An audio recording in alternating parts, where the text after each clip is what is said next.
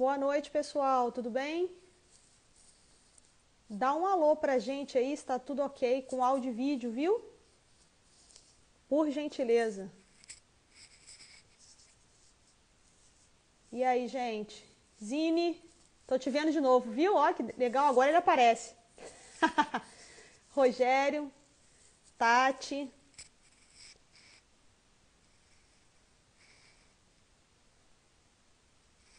Deixa eu ver se a doutora Cacilda já entrou. Não, ainda não. Bruno Pedreira, companheiro. Tiago, você tá sempre aqui, meu aluno querido.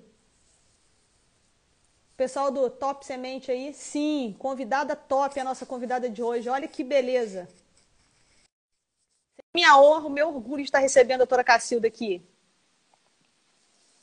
Vamos aguardar a conexão dela. Tá conectando já. Todo mundo ansioso, né? Doutora Cacilda! Alô, Aí, como viu? é que Deu tudo vamos? certo. Tudo, deu tudo Começamos, coisa certo. boa. Nossa, que Eu alegria que... imensa estar te A recebendo aqui.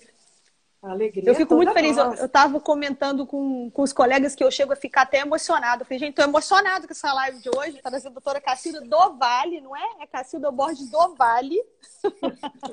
Eu coloquei Cacilda Isso. Vale no cartazinho, mas eu sei que é Cacilda Borges do Ah, Vale. tranquilo. Doutora, doutora Cacilda, eu queria te agradecer muitíssimo por ter aceitado o convite. Né, eu Uhum. estou muito feliz, assim, eu acho que é uma contribuição enorme para o nosso perfil aqui, essa live com a senhora hoje. Acho que é uma contribuição enorme para os produtores que nos acompanham, para todos os professores, cientistas, estudantes, né, para a gente poder contar um pouco dessa história das braquiárias que, como diz o professor José Nilma, se mistura um pouco com a história da pecuária brasileira, né? Com certeza.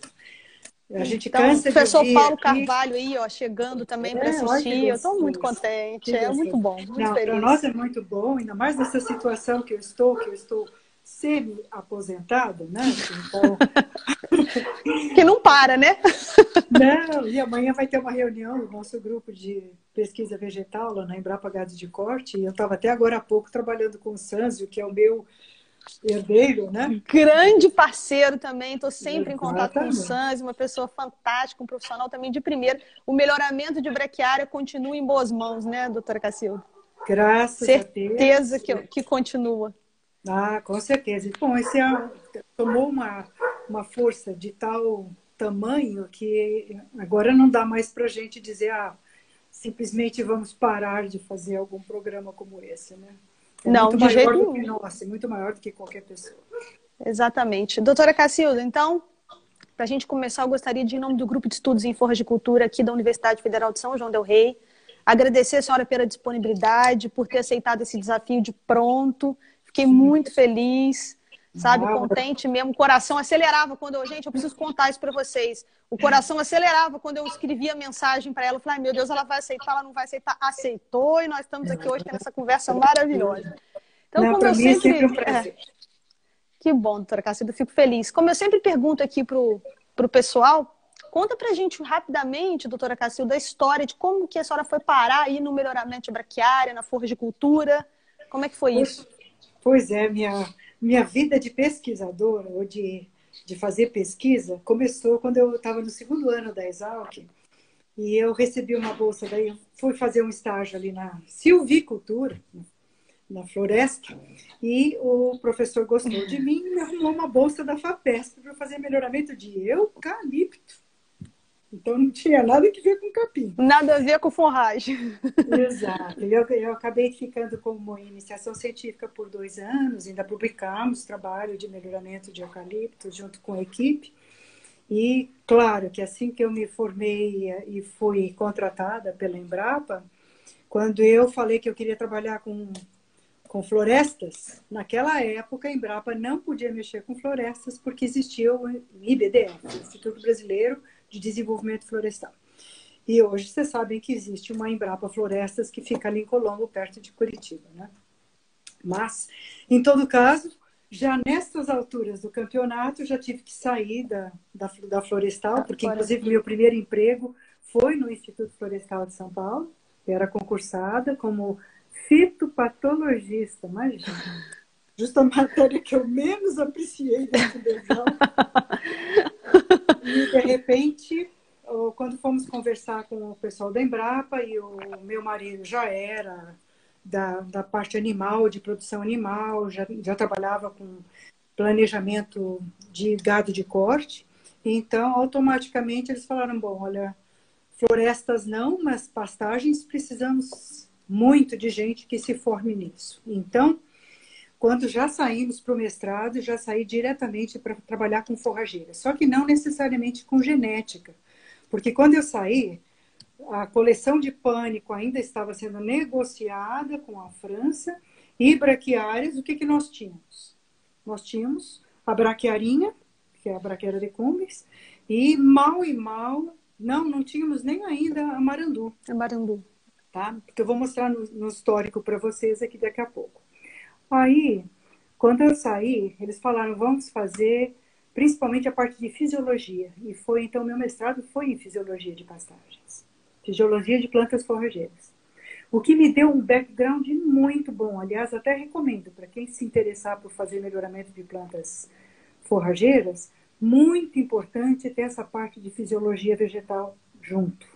Porque é aí que você vai ver essa parte toda de o que acontece com a anóxia, a falta de oxigênio nas raízes, como é que é a fotossíntese, como é que é o deslocamento de fotossintatos por essa planta, como é que funciona o hormônio para a produção de sementes, florescimento, dias curtos, dias longos. Então, foi um background muito bom. E nisso, nós dois voltamos depois do mestrado, aí a Embrapa Gado de Corte já tinha sido fundada aqui em Mato Grosso do Sul, mais ou menos, né? Ela foi fundada em 77 e nós chegamos em fevereiro de 78, aqui no Mato Grosso do Sul. E aí, claro, nós tínhamos que resolver o problema do boi sanfona. Aquele boi que engorda durante nas águas, e que perde peso no período da seca. Que tem muito então, hoje ainda, mesmo com todas as tecnologias geradas, ainda existe, né, doutora Cacilda? Com certeza. E é por isso que a gente tem que lançar mão, como vocês tiveram semana passada, a live com silagem. Com o Patrick, é. Exatamente. Então, não existe aquela planta forrageira que cresce sem água, sem luz, sem calor e, principalmente, que vá durar essa produtividade durante o ano inteiro. Então, você tem que ter essas estratégias, realmente, de conservação de forragens. Então, sim. Aí sim você preenche aquele vazio forrageiro que frequentemente... É inevitável, na verdade ele é inevitável, né? Se a gente não tiver um problema de irrigação, né? Mesmo assim com as tropicais, dependendo da região, nem a irrigação resolve, porque vai faltar luz e temperatura, né? Exatamente. Não é só água. Principalmente porque a gente trabalha com capins que são muito tropicais, e aqui já no Mato Grosso do Sul, a gente já tem, olha, hoje à noite vai baixar para os 15, 16 graus, que já é o limite de braquiária. Limite. Então, de noite descendo para 15 graus, essa planta amanhã até chegar nos 25 por aí, a fotossíntese dela vai estar super lá embaixo. Entende? Aí então, o acúmulo de forragem não existe, né? Então, os problemas não são só não é só água, né? Não, também não é. Só temperatura noturna. Então, nesse caso, lá fui eu fazer... Nós fomos estudar Fenimpé, quando nós voltamos, uma porção de estratégias, justamente para ver o que ia acontecer. Nisso, a coleção de braquiária estava sendo feita lá na África. E então, quando eu fui sair para o doutorado, que foram 4 anos depois, quando eu voltei do mestrado, aí já foi direcionada para o melhoramento genético, porque ia chegar essa enorme coleção que eu vou ter um grande prazer de apresentar para vocês. Coisa boa. E nessas alturas entrei na genética e melhoramento de plantas. Então, aí sim, e aí eu vou ter que falar com a senhora igual falei com o doutor Moacir. Azar da floresta e sorte da floricultura. Todos nós fomos agraciados. Ainda bem que não foi para a floresta. Ainda bem que está aqui no floricultura com a gente. Mas vamos lá, doutora Cacilda. Então, conta para a gente um pouco dessa história, né? Eu vou voltar a repetir, porque eu achei maravilhosa essa frase do professor Nilman, que a história da braquiária se confunde com a história da pecuária brasileira. Né? E foi um grande salto. Eu costumo dizer que o advento da braquiária foi um dos maiores, se não o maior divisor de águas na pecuária brasileira. né? Principalmente a no Barandu. Brasil Central Pecuário, exatamente. E por que Exatamente. isso? Eu vou até explicar para vocês por que dessa importância, né?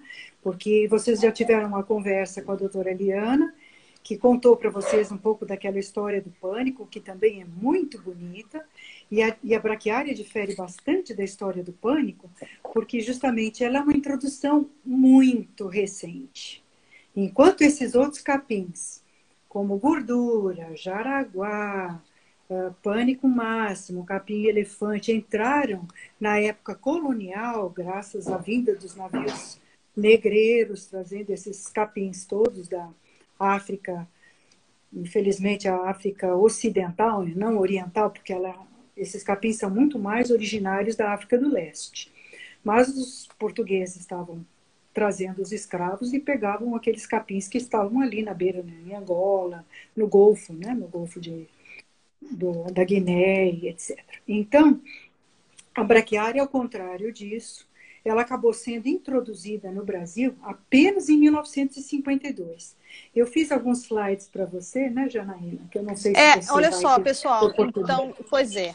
Então, isso agora eu fico até um pouco meio tensa aqui, que eu vou tentar fazer o esquema, gente, que eu assisti vários tutoriais no YouTube para tentar fazer isso, que quem acompanha aqui, doutora Cacilda, sabe que é a primeira vez que eu vou passar uns slides. Já Então, eu vou perdi tentar você. eu vou tentar do jeito aqui que eu li nos tutoriais. Se não der, eu vou pelo método lusitano aí mesmo, que é virar e mostrar para vocês. Vamos ver se eu consigo aqui, ó. Tudo bem. Vamos ver se eu vou conseguir. É Enquanto esse você aí, está doutora fazendo, é Cacilda? esse slide, esse é o É esse primeiro. slide. Só que eu fico em cima para vocês também, pessoal? Você está em cima. Porque eu estou em cima, eu vou acabar atrapalhando aí, né?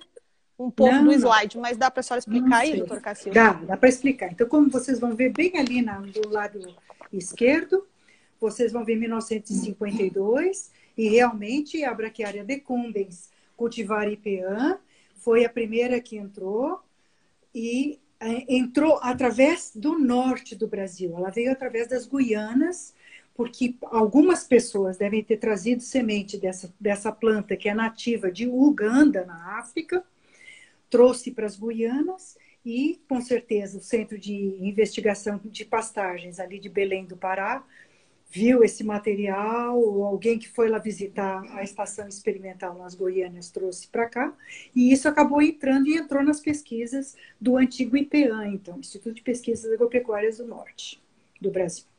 E lá esse material começou a se mostrar bastante interessante, já tem até publicações desde 1970, 66, 67, 70, já começaram a aparecer as primeiras publicações. Claro que com uma planta como essa, que é apomítica, portanto, ela não tem sexo, né? Ela não consegue cruzar com outras coisas. E sem a diversidade genética que a gente não tinha muito o que se investigar, vamos dizer. Mas a partir de 1965, com o sucesso que o IPEAN teve com a decumbens, eles foram atrás das outras. E aí entrou em 1965, como vocês estão vendo na segunda coluna, a braquiária brisanta e a braquiária rusisiensis. São as introduções vindas aí, então, do Suriname e estudadas lá no Pará.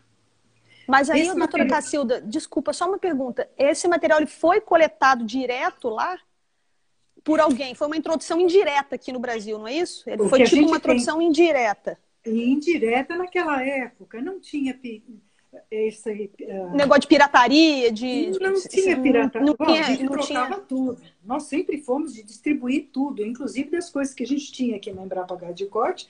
O pecuarista chegava e a gente falava: não, o senhor quer levar um pouquinho dessa semente, um pouquinho daquela outra? Não tinha legislação, né? Para proteger, né? E também não tinha o problema de fitossanidade que nós temos hoje. Pensa, se entra uma praga lá do Suriname, aqui junto com as sementes que estão sendo trazidas e que atacasse coisas que estavam sendo plantadas ali no Pará, essa preocupação a gente ainda não tinha. Esse conhecimento a gente não tinha. Nós estamos um pouco com a Covid-19. Pois é, é um tiro no escuro, vamos.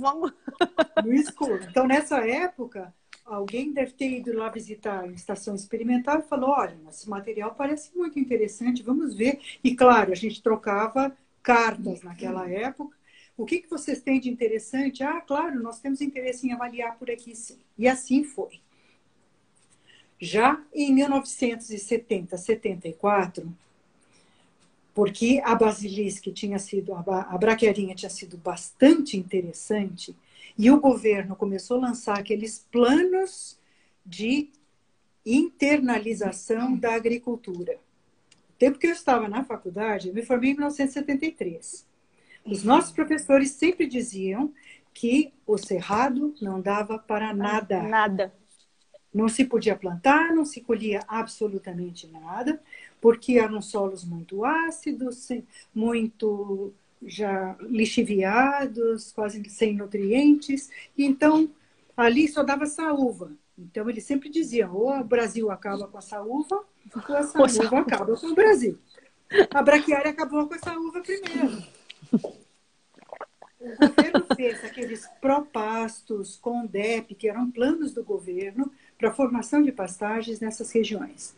Entravam os tratores com correntões derrubando essa vegetação que eles consideravam que não valia nada. Cerrado não valia nada.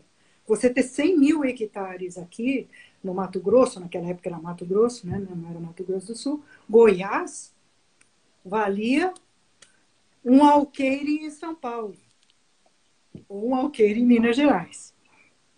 Então, com isso, com essa derrubada, foi distribuído semente, e essa semente vinha em navios da Austrália. Por que vocês acham que chama-se basilisque?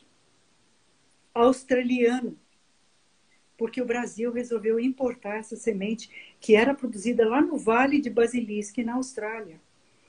E esses navios chegavam no Porto de Santos e essa semente, então, com preço de nada, porque era tudo com financiamento do governo, semeaduras até por avião. Então, era assim, formação de pastagem de 200, 300, 400 hectares por dia. Né? Aquele correntão, fogo e semente de braquiária. Destruía tudo e vamos embora. Vamos levando tudo, né? Porque ninguém dava valor nenhum, nem àquela vegetação nativa. E é isso que está dito aqui, entre 70 e 74, grandes importações de sementes da decumbens da Austrália, e, de repente, o que nós fizemos? Um grande monocultivo.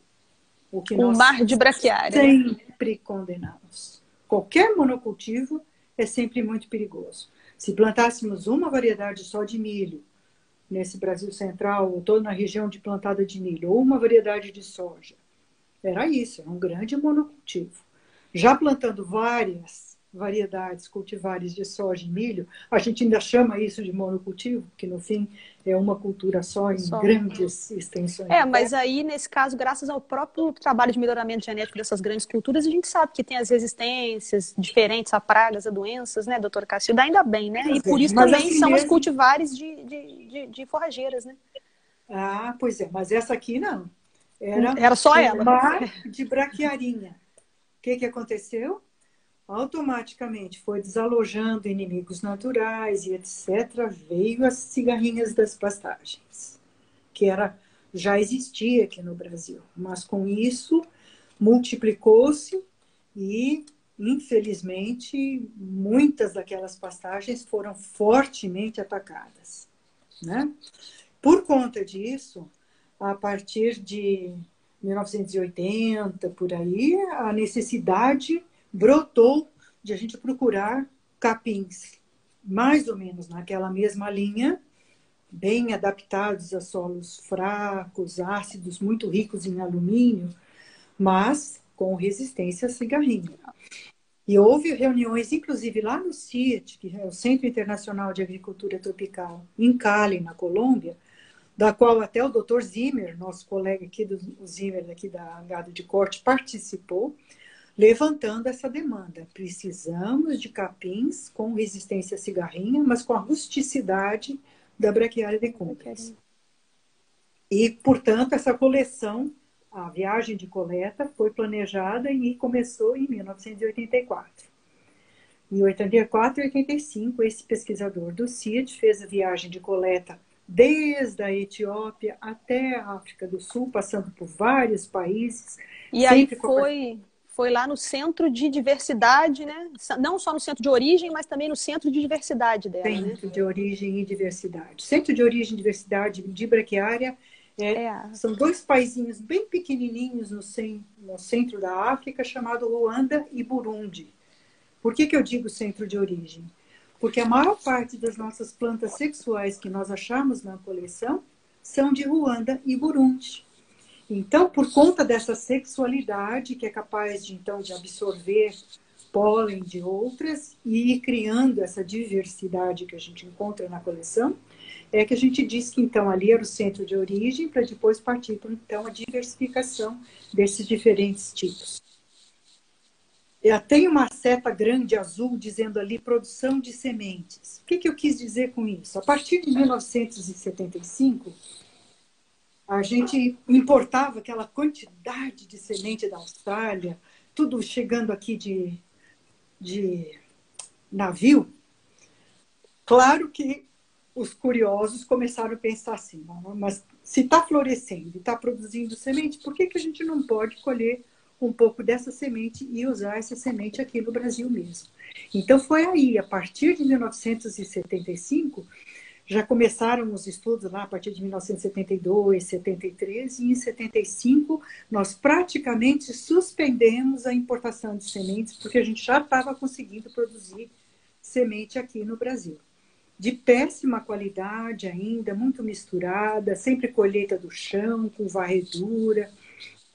Então, era incipiente, mas era melhor do que esperar navio chegar da Austrália com a bendita da semente. Doutora Cacilda, deixa eu só fazer um parênteses que alguém colocou ali, que é uma aula tão incrível que daria um livro, mas deixa eu contar uma coisa para vocês. Ó.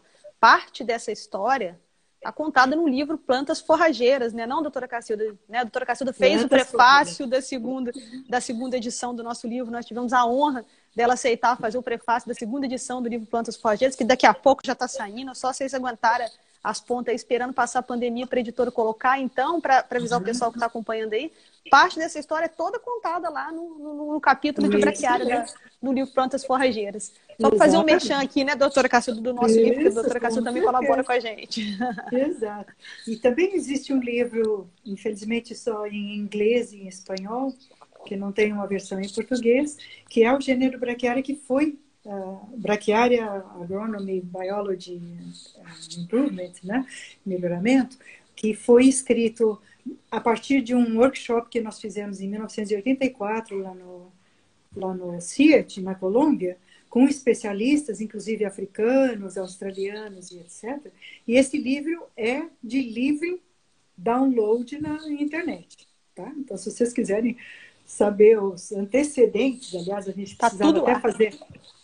Pois é, Janaína, quem sabe você anima e fazemos um novo workshop de braquiária, já está merecendo. Animadíssima. Pois é. Aí, vamos cutucar os Sans aí, ó, vamos fazer um workshop de braquiária. Exato, e os estrangeiros também, de repente a gente chama ainda o pessoal do CIET, que está continuando o programa de braquiária, o doutor Esteban Pizarro, que levou essas braquiárias todas lá para a Tailândia e a parte tropical da Ásia, né? Tem muita informação interessante. Bom, então, viagens de coleta. Não sei se o pessoal sabe muito bem o que é isso.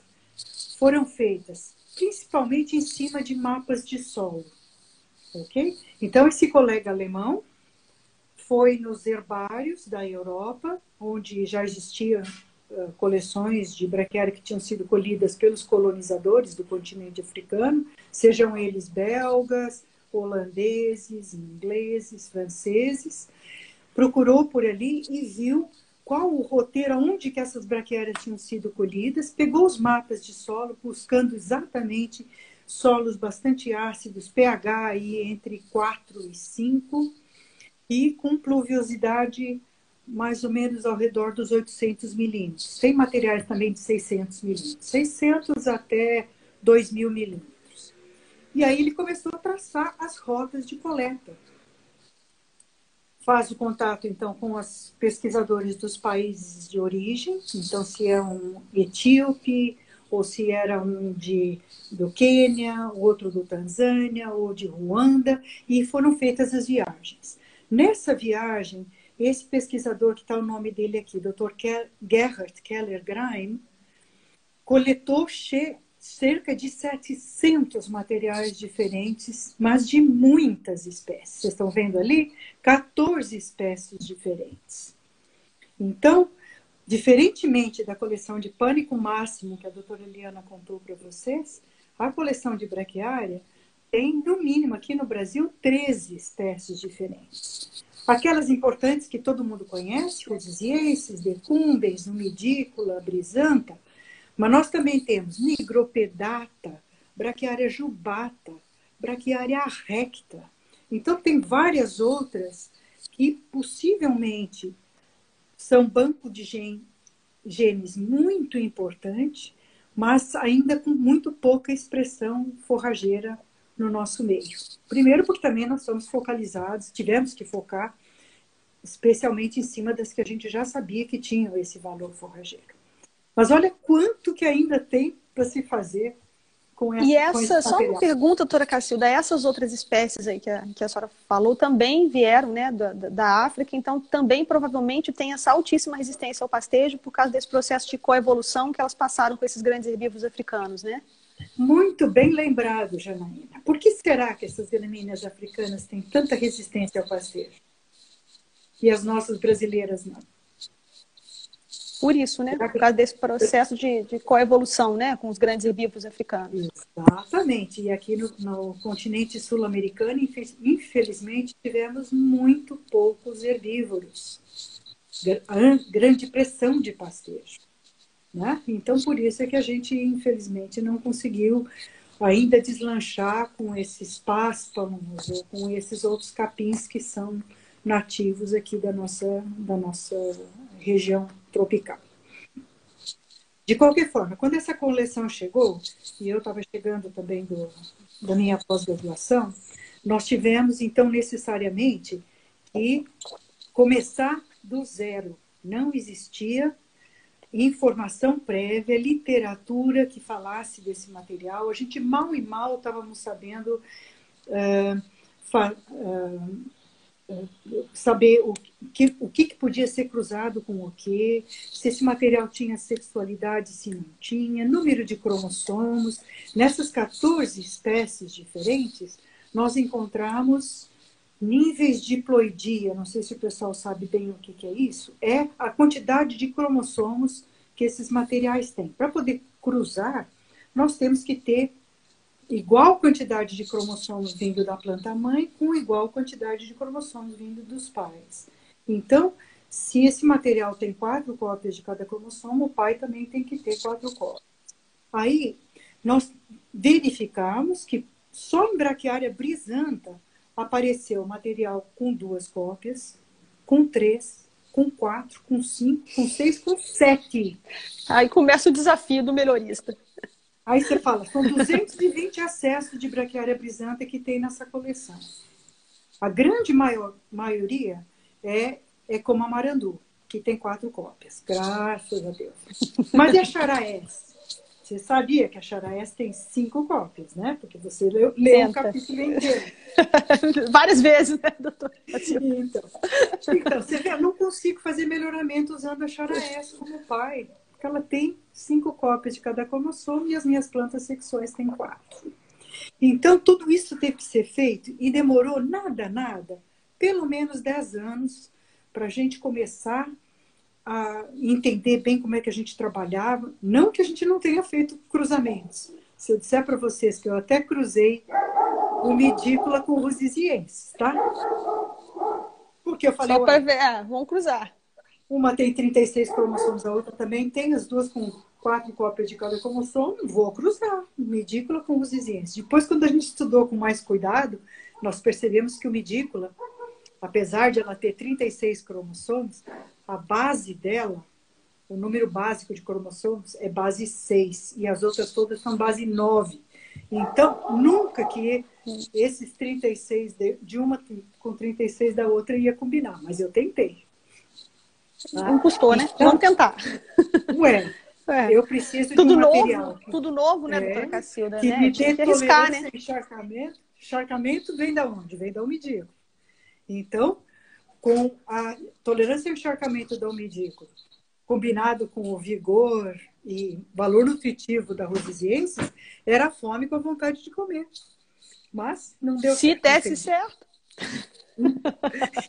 Então, essa coleção chegou para nós aqui em 1986 e a gente foi estudando e, ao mesmo tempo, já em 1986, também já fiz alguns cruzamentos aí sim, nas 3 espécies que nós chamamos que fazem parte do complexo agânico, que é Rosisiensis, Decumbens e Brisanta.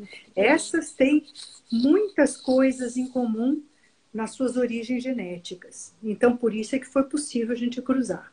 E hoje temos um dinâmico programa de melhoramento dessas 3 espécies. Eu até postei essa semana, não sei quem acompanhou, eu postei sobre os híbridos, sobre esses cruzamentos aqui na página Flor de Cultura e Pastagem. Quem não teve oportunidade de ler, dá uma lidinha lá, que tem uma postagem falando justamente sobre esse complexo agâmico das 3 aí. Aí tem um pessoal nos comentários que fez umas coisas, botou umas coisas bem interessantes. Pessoal, isso eu queria pedir para vocês, só um parênteses aqui, doutora Cacilda. Quando vocês forem ler as postagens, leiam também os comentários, porque os comentários estão ficando cada vez mais ricos, porque está havendo envolvimento das pessoas, então está tendo uma discussão muito bacana. Então, leiam também, porque os comentários também têm muito aprendizado. Ótimo, muito bom. Então, se você quiser passar o próximo slide, Janaína, a gente já entra nos cruzamentos. Vocês vão próximo ver esse. E eu fico atrapalhando os cruzamentos ali, tá, pessoal? Mas é porque eu também não cheguei no nível de saber me tirar do negócio. Eu nem sei se pode. Mas nós vamos evoluindo. Isso, fica sossegado. Eu vou adiantando aqui. De qualquer jeito, vocês veem ali, ó, em 1988, nós já fizemos aqueles cruzamentos que eu falei para vocês, de Rosisiensis com Brisanta e Rosisiensis com Decumbens. Em 1989, estavam botando essas primeiras progênies no campo já para avaliar. Enquanto isso, ainda estudando a apomixia da coleção, contando cromossomos. Aqui a gente fazia de tudo, assobiava e chupando cana, tá bom? E, ao mesmo tempo, vocês veem o próximo slide ali com os desenhinhos, olha lá, estudando a apomixia. Nessa época, os estrangeiros que trabalharam inicialmente na duplicação de cromossomos com braquiária, em teses de doutorado, etc., lá na Bélgica, começaram a ficar muito interessados pela apomixia. E eu acho que talvez é importante fazer um parentezinho aqui, Janaína. Você explica o que é a apomixia nas aulas e etc. Eu explico os meus alunos, mas seria bom, porque a gente tem muita gente aqui, doutora Cacilda, que é ou produtor ou técnico, que às vezes não viu a apomixia. Mas eu acho importante falar, porque ela é fundamental nesse processo de melhoramento, né? Exatamente. E por que houve, de repente, um interesse tão grande internacional por estudar a apomixia? A apomixia é um modo de reprodução dessas plantas, onde você, ao colher a semente, você está colhendo uma planta que vai gerar a cópia exata daquela planta mãe. Clonal. Então, ela é clonal, exatamente. Por quê? Porque a parte da reprodução, aquelas tipo bactérias que vocês estão vendo no desenho ali em cima, vocês veem que a parte de cima está escrito ali que a planta está fazendo uma meiose. Quando a planta faz a meiose, ela vai ter que aceitar metade da carga genética da planta pai. Então, aí o filho fica sendo metade mãe e metade pai, que é o que todo mundo faz. Milho, soja, cana, né? Eucalipto, tá? Mas a parte de baixo, que é a nossa apomixia, em vez de acontecer a meiose, acontece só a outra divisão celular que chama-se mitose. Então, a célula ovo daquela plantinha já é completa, ela já tem a carga completa da mãe dela, ela não aceita o pólen do pai.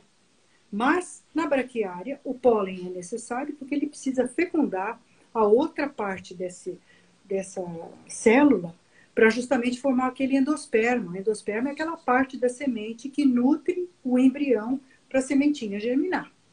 Então, para vocês verem, a gente precisava ter pólen de boa qualidade, mas ao mesmo tempo precisava saber quais são as plantas que tinham meiose e quais as que não tinham. Tá? Aí, o que o internacional se interessou? Eles pensaram, nós temos que poder transferir a apomixia da braquiária para o milho. Por que fazer clone de milho? Pensa um pouco. Os milhos híbridos estão na mão de grandes multinacionais ou de programas nacionais de melhoramento, mas na grande África, na Ásia e etc., se você conseguisse um milho apomítico, aquele que já tem a resistência da lagarta, do nematóide, alta produtividade, precocidade, o produtor simplesmente recolhia, guardava parte das sementes dele, plantava no ano seguinte, era exatamente aquela mesma variedade. Isso despertou um interesse, principalmente na comunidade europeia, onde o nosso projeto de estudo da apomixia ganhou 4 anos de financiamento, congressos, viagens, genética molecular. Ali foi envolvido de tudo. Para entender esse processo todo e destrinchar o processo e usar o processo. E tentar transferir para outras culturas. Até hoje, isso não aconteceu, porque a apomixia não é uma coisa fácil, ela é muito mais complexa do que a gente imaginava, mas, para nossa sorte de melhorista, ela é de herança simples. Então, quando eu cruzo uma sexual com uma apomítica, metade dos filhos saem sexuais, metade dos filhos saem apomíticos. Parecia um gene simples, mas não é. É um grande complexo de genes e precisa ser herdado. O grupo inteiro de genes precisa ser herdado. Então, o negócio não era tão simples. Mas, de qualquer jeito, acordou as financiadoras internacionais e a gente cresceu muito com isso, né? Então, devemos muito a esses projetos internacionais, tudo que a gente sabe hoje sobre a apomixia e como trabalhar com ela. Aí vocês veem que a primeira seta vermelha é o lançamento da Chara-S. Bom, a Marandu já nem fazia tanto parte desse histórico como eu estou contando para vocês, porque como a Marandu entrou ainda como trazida por fazendeiros trocando as coisas e etc., quando eu estava lá chegando do meu mestrado em 1982, 83, a confusão era tão grande com uma braquiária que parecia resistente à cigarrinha e que estava querendo se esparramar, mas que ninguém sabia como produzir semente e nem o desempenho animal. A Embrapa encampou, recolheu sementes de vários locais e tanto a Embrapa Cerrados quanto a Embrapa Gado de Corte focaram nesse material e estudaram o que podiam com produção de sementes, com ensaio de pastejo, com fertilização e etc. E, finalmente, em 1984, saiu, então, a cultivar Marandu. Eu não sei se vocês sabem que em Tupi-Guarani significa novidade. Tá? E a gente, a partir daí, você perguntou para a Liana por que os nomes de pânico. As de braquiária, desde aquela época, já vinham vindo na linha do Tupi-Guarani e, por conta disso, a gente selecionou esse nome Marandu como novidade e, a partir daí, eu vou depois explicando para vocês. Chara-S, que saiu em 2003, em homenagem aos povos e a essa região aqui do Mato Grosso do Sul, Mato Grosso, onde viviam essa tribo de Chara-S. Doutora Cássia, deixa eu só fazer um parêntese rapidinho aqui, porque tem tanta gente ilustre e bacana na nossa live que eu estou me sentindo muito, muito feliz. Um abraço, professor Patrick Schmidt, doutora Liana Jan, que é amiga querida que está sempre acompanhando. Kelly Basso mandou um beijo para você aí. Eu não a conheço pessoalmente, mas, gente, é tão legal, né? Já citei muito, né, a Kelly, então isso é muito bacana ter você aqui, Kelly, um abraço, né? Então, meu amigo Zé Antônio, então todo mundo, assim, eu quero agradecer demais a participação de vocês e tá sempre passando aí, que aula, e eu acho, só para terminar o meu parênteses, que todo professor de floricultura que está assistindo essa live, antes da gente voltar aí, né, das nossas aulas presenciais e até as nossas aulas agora online, dá uma olhadinha nessa aula para depois dar uma melhorada lá nas aulas da gente, viu, pessoal? É só um toque. Nós vamos melhorar muito as nossas horas de floricultura. Muita pretensão. Vai ajudar bem. Então, continuando nesse slide aqui, Janaína, vocês estão vendo ali que em 2005 nós começamos um outro programa, já não era mais Fusisiensis brisanta decumbens. Nós encontramos nos nossos estudos uma umidícula sexual. E aí, com parte da coleção, porque a umidícula tem na verdade, 3 números de cromossomos diferentes. Eu tenho umidícula de 36, de 42 e de 54 cromossomos. Então, a planta sexual que nós achamos é de 36. Então, parte dessa coleção de umidícula a gente pode usar no melhoramento genético de umidícula. Por enquanto, não temos nenhum material sexual de 54. Então, a nossa umidícula comum e o nosso lianeiro, que o pessoal chama de dictioneura, não sei se chamam de lianeiro ou de dictioneura, essas duas têm 54 cromossomos. Por enquanto, ainda não temos como melhorar essas duas. Então, Tá? a dictioneura, a laneiro, ela é... Só para tirar uma dúvida mesmo, assim, todo mundo às vezes pergunta, a dictioneura é a laneiro, é uma umidícula, é a dictioneura? Mudou? Como é que tá essa história aí da... Mudou já desde a época que o Não existe inglês, mais a o dictioneura. Stephen Rainvoice, foi o inglês que foi contratado pelo CID para fazer toda a classificação taxonômica desses 700, quase 800 acessos de braquiária que vieram na coleção. Então, ele já, quando fez esse estudo, em 1982 e 83, ele já passou o lianeiro para as umidículas. Para umidículas. Aproveitando o ensejo da classificação taxonômica aí, já rolou essa pergunta, só de curiosidade não, só de brincadeira, na verdade, que a doutora Iana já respondeu. Urucloa ou braquiária? Como diz o Patrick, a hora da verdade. A hora da verdade. Pois essa está faltando a gente fazer uma revisão taxonômica desse gênero. Porque a espécie típica de Urucloa chama-se Urucloa moçambicensis, que é o capim corrente que é plantado lá no Nordeste. Nordeste, com bastante tolerância à seca. E se você olhar as características da Urucloa moçambicensis com alguns dos materiais da nossa coleção, eu acho um pouco temerário. Até número de cromossomos não bate. Não bate. Tá? Então, eu não sei qual a similaridade genética desses materiais. Taxonômica é uma coisa. Então, Morrone e Zuluaga, que são dois argentinos que estudaram as braquiárias e que começaram essa onda de passar tudo para da braquiária brisanta, de repente a Urucloa brisanta, e internacionalmente realmente foi adotado isso até a gente ter uma nova revisão taxonômica. Infelizmente, você sabe que taxonomista é raça em extinção, né, Janaína? Dificilmente você acha alguém que queira fazer taxonomia. Hoje em dia já é bem mais difícil mesmo, né, de ter taxonomistas e botânicos. Mas estava merecendo. Então, nós, quando publicamos, normalmente a gente coloca como sinônimo. Então, cuidado, pessoal. Não digam que o Urucloa é sinônimo de braquiária. Isso não é verdade, porque os dois gêneros existem independentes. O que é sinônimo é braquiária brisanta com Urucloa brisanta. As espécies de braquiária são sinônimas de algumas espécies de Urucloa. Eu vou contar um negócio para o pessoal que está assistindo a gente aqui. Eu ficava nessa dúvida, eu mudo as minhas aulas, não mudo as minhas aulas. Aí veio a segunda edição do livro, Plantas Forrageiras. Aí eu falei assim, comentei com o professor Dilermando, agora nós vamos tirar a prova dos 9 mesmo. Vamos ver se a doutora Cacilda continua com o capítulo 2 ou passa para o último capítulo. Que se for o capítulo 2 é por ordem alfabética, ela está no B. Aí vai chamar de braquiária. Se ela pular lá para trás do livro, é Urucloa. Então vamos ver o que vai acontecer. Aí a doutora Cacilda manda a primeira versão do capítulo. Na hora que eu abro, tá lá, braquiária. Eu falei, então não vou mudar minhas aulas. Vai ficar braquiária. A doutora Cacilda disse que é braquiária, então é braquiária.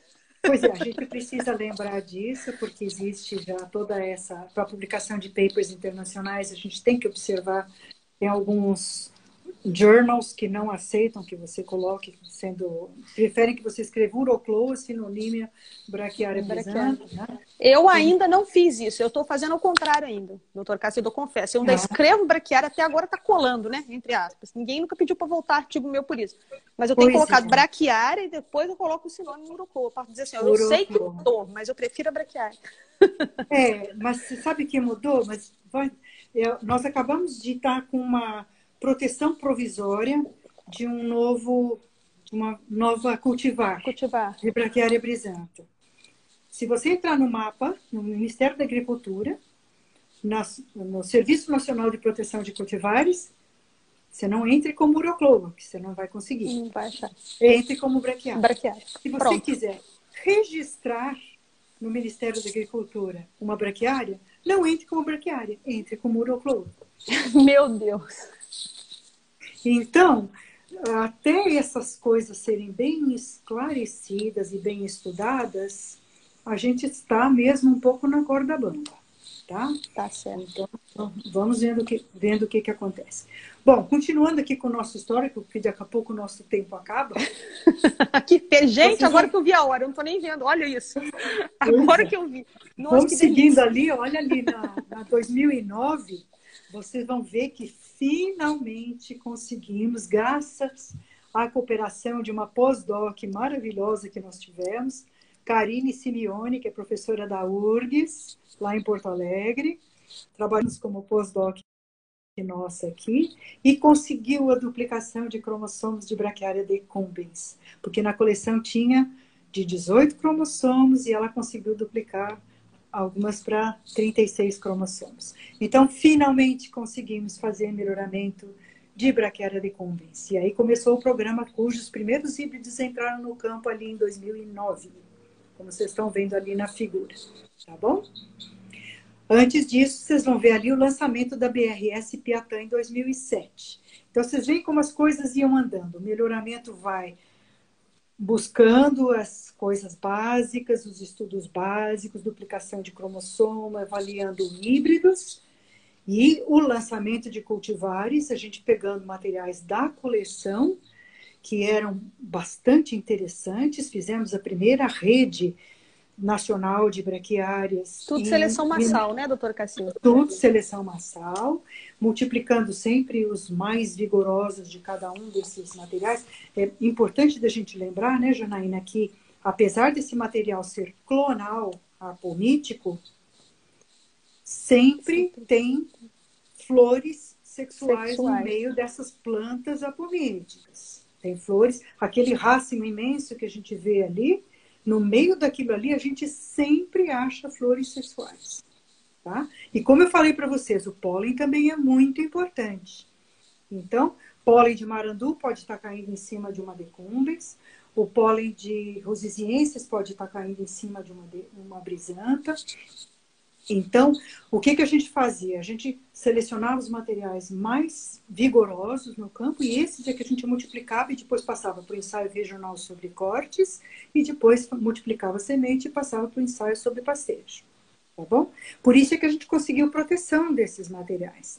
Porque a Piatã, que vocês estão vendo aqui de 2007, quando a gente fez marcadores moleculares nela, versus o material lá de 1986, quando a coleção chegou, que a gente está conservando nos canteirinhos, no campo, apareceram algumas bandas diferentes. Tá? Com esses 10, 12 anos, 15 anos de trabalho, alguma deriva genética está acontecendo. Então, a Piatã não é exatamente aquele material que foi trazido da África, que chegou e a gente está mantendo por mudas em canteirinhos. Tá bom? Ok, continuando aqui. Vocês vão ver que depois, em 2013, nós lançamos ali uma outra brisanta, que é a Paiaguás, que também resultado daquela seleção a partir da coleção. A braquiária umidícola BRS Tupi, que é com 36 cromossomos, e essa é a base do nosso programa de melhoramento da umidícula.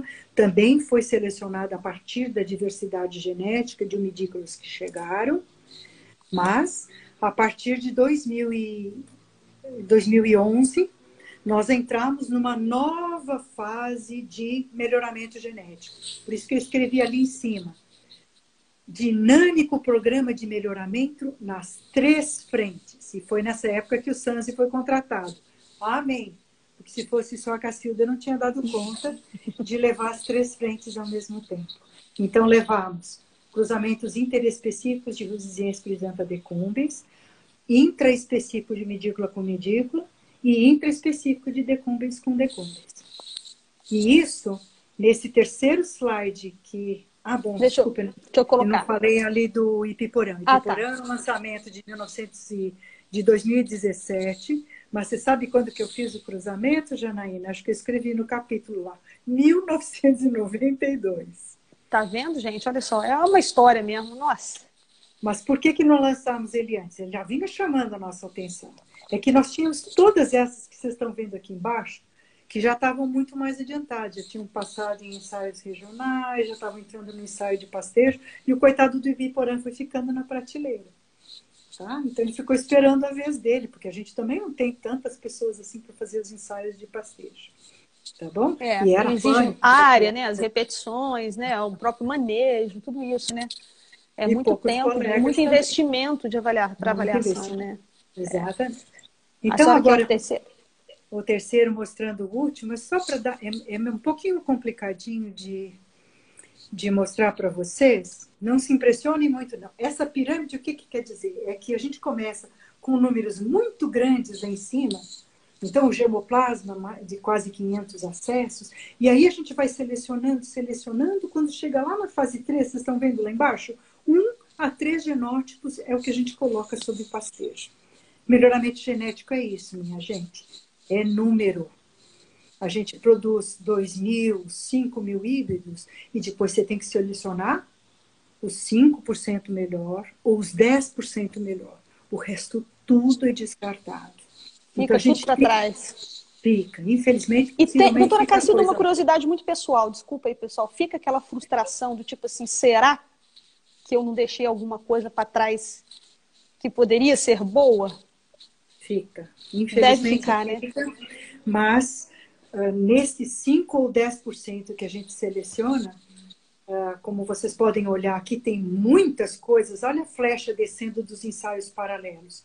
É inseto, doença, nematóide, solo, sementes, velocidade de estabelecimento, manejo.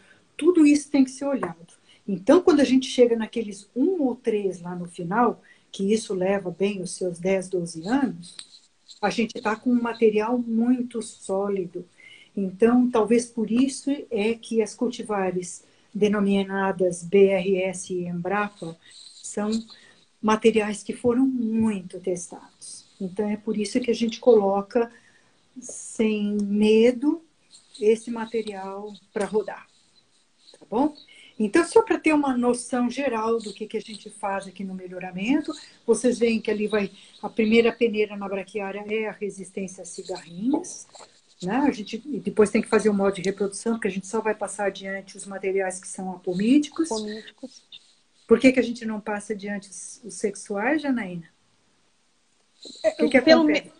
Vai ter uma segregação terrível, né? Vai segregar. É uma segregação que não tem jeito. Exatamente. Se você pegar um material você sexual... Você rebenta o produtor. Não, de repente metade daquele material vai sair suscetível a cigarrinho na próxima geração, entende? Então, material apomítico é o que vai para frente. Claro que a gente olha os sexuais também, porque elas são as nossas futuras mães. E nós precisamos de mães cada vez melhores. Então, o material sexual também entra nos testes de avaliação agronômica, de resistência a cigarrinho e etc. Porque aí no próximo ciclo eu já nem volto mais naquela mãe que era mais fraca. Eu já vou a partir daí para uma mãe melhor. Tá bom? Exatamente. Existe a exigência do Ministério que a gente faça os ensaios regionais e os ensaios de pastejo para você lançar um material. E isso é uma garantia para o nosso produtor. Porque então esse material que foi aprovado pelo Ministério é sinal que ele passou essas exigências e foi comprovadamente melhor do que as nossas testemunhas. E por isso está no mercado, cada um com uma vantagem para ocupar um nicho específico, né, doutora Cacilda? Então, só para deixar todo mundo bem contente, olhem aqui na parte baixa dessa pirâmide, que nós já estamos com um VCU corte de umidícolas com 10 materiais já interessantes. Nós estamos num VCU de pastejo, tem 2 híbridos de decumbens que estão muito interessantes. E tem 12 híbridos interespecíficos de Rusiensis brisanta e decumbens que também estão muito interessantes já no 2º ano de VCU corte. Então, possivelmente, a gente vai ter novos materiais tem coisa chegando. Aí vai fazer você ter que fazer uma revisão do teu livro. A gente faz a revisão, né? A gente faz. Eu conversei com o professor de Lermont para a gente encurtar um pouco da revisão. Porque a gente fez com 10 anos de espaçamento e vieram muitas coisas, né, novas. Agora a gente tem que dar uma diminuída, porque tem muita coisa boa chegando. Nós estamos terminando, o tempo passa e a gente nem vê, né, doutora Cacilda? Exatamente, eu não tive chance nem de responder as perguntas do pessoal. O pessoal está perguntando, mas eu acho tão bacana a interação que a gente tem com o pessoal que acompanha, porque a gente tem muitos pesquisadores aqui que nos ajudam. A doutora Eliana respondeu algumas perguntas para o pessoal aí, perguntando quem era o pai da Piporã, ela já respondeu. Né? Então, assim, eu fico muito contente de ter essa participação de gente de peso na live. Então, o pessoal que está assistindo aí aprende ouvindo e aprende lendo, porque passou muita coisa boa aí também. Né? O pessoal perguntando o significado de Xaraés, Piatã, e aí as pessoas já respondendo que significa fortaleza e é uma região do Mato Grosso. Então, assim, isso que é o mais bacana, né? Aí eu quero fazer uma pergunta, doutora Cacilda, só para a senhora dar para encerrar aqui. A gente está 4 minutos de encerrar a live, daqui a pouco o Instagram derruba a live, mas eu preciso perguntar, né? Essa é uma coisa também, um anseio muito pessoal de saber disso. A senhora imagina a pecuária brasileira com os índices zootécnicos que nós temos hoje, né? Eu tenho um amigo, o professor Dalson, não sei se está aqui, que ele diz que a pecuária brasileira ela tem um milagre que ele chama de 3B, que é o boi branco e a braquiária. Eu gosto muito desse termo que ele usa, eu uso muito nas minhas aulas. A senhora imagina esse potencial que nós temos hoje sem a braquiária? Agora, muito mais do que só a pastagem, né, Janaína? Porque Braquiária rosizensis entrou no sistema de integração. Integração lavoura-pecuária. O que seria desses nossos solos, recomposição desses solos, né? Eu amanhã, inclusive, estou indo lá para uma fazenda que é na entrada do Pantanal e está com muito problema de arroz vermelho, porque eram terraços de arroz e vai voltar a ser pastagem agora. Então, precisa recompor esses solos. E a história da Braquiária rosizensis, da integração lavoura-pecuária, é alguma coisa de tirar o chapéu. O que essa planta é capaz de fazer no perfil do solo, de reestruturação, não só da parte física, mas da parte química também, né? Então, não dá mesmo. Hoje em dia, a demanda é muito grande por materiais novos, não necessariamente materiais de altíssima produtividade, mas materiais mais específicos. Aquela braquiária com uma tolerância ao encharcamento, que infelizmente as nossas frisantas não têm. Aquelas braquiária umidícola com mais valor nutritivo, que a nossa umidícola não tem. A braquiária decumbens, que com fertilizante ela é imbatível, mas precisa da resistência às cigarrinhas. Então, é nisso que o programa de melhoramento de braquiária está focando.